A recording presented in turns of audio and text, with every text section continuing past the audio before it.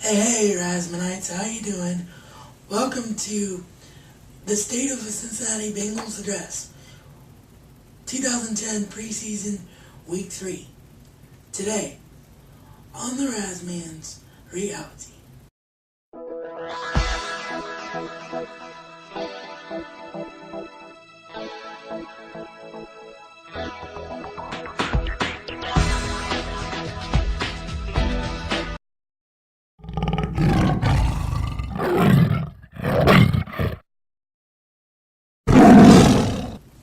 Alright, so I'm going to be blatantly honest with you here, y'all. This is going to be the shortest episode probably of this entire series, unless this happens again. And what am I talking about? Well, unfortunately, I did not get to see this game against the Eagles because it was blacked out. That's right, I do not have DirecTV, and unfortunately we suffered a local blackout because the preseason game didn't sell out, which I can understand because it's preseason and you don't care as much about that as you do the regular season. Hopefully that won't happen again. However, you may be asking at this point, well, Raz, why didn't you just listen to the preseason game on the radio so that you could break down the game for us better? Well, that would have been all well and good, except for another unfortunate thing happened, and that is because of my condition. As most of you know, I can't live alone, and I still live with my mom. And my mom wasn't feeling well that night, and I had to lay down and go to bed early, which means that I can't listen to the radio because my radio would have to stay on all night. It's not a remote-controlled stereo system, unfortunately, so I would have had no way to turn it on and off from the bed.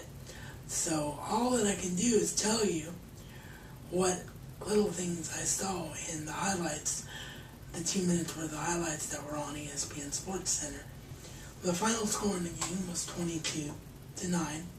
It was a Bengals victory, and the stars of the game were the defense, of course, only giving up 9 points. The defense was obviously really well played in that game. And the other star of the game was once again Terrell Owens. He's looking like a huge signing. He caught 3 passes, I believe it was, for 100 plus yards. I don't have the exact statistics off the top of my head right now, but if I can find them online while editing, I will put them on the screen in overlay, and you will have just seen them. So, Owen, like I said, looks like an absolutely tremendous signing, and he was asked about his success during an interview that our local Fox station here did with the Bengals when the Bengals came here to Dayton for a training camp practice. Unfortunately, I didn't get to go because the 13,000 tickets were sold out in 2 hours, and by the time my father got in line to get tickets for me, unfortunately they were sold out. And despite the fact that I don't take up an actual seat in the stadium, they wouldn't let me in due to NFL regulations, so that kind of sucked. But the good news is, for those of us that live in Dayton, is there's a rumor, and that's all it is. It's a very basic, bare bones rumor. There's nothing really to substantiate it at this point. But the Bengals only have a year left on their current training camp contract with their facility in Georgetown, Kentucky.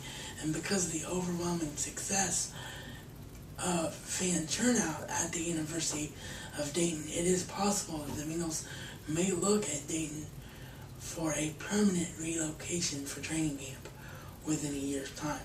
So that would be absolutely huge. And even if they don't do that, I guarantee you the team will come back because they realize that Dayton is a huge part of their fan base and they want to continue to grow it. So that was pretty cool to have them come here.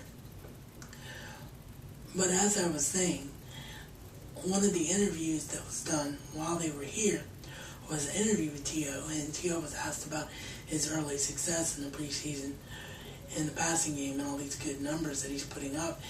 And what he said was, hey, I'm open.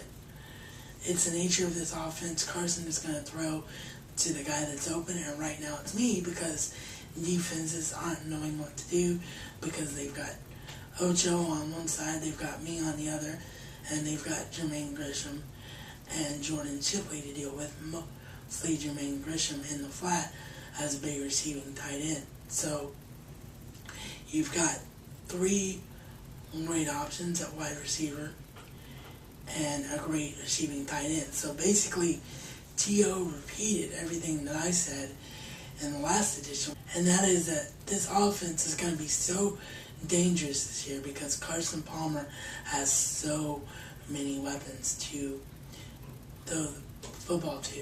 It looks like Antonio Bryant's going to be a wash, unfortunately, because his injury is more severe than we were led to believe.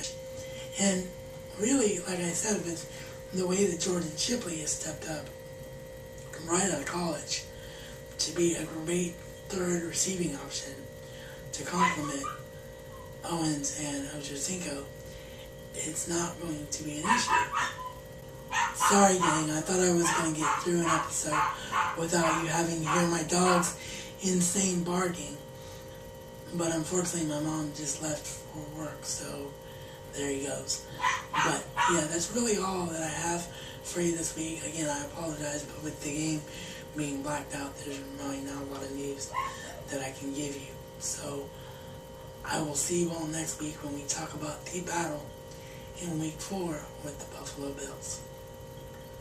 This is Reality According to the Razman. And Razman style, it's not just a catchphrase, but a way of life.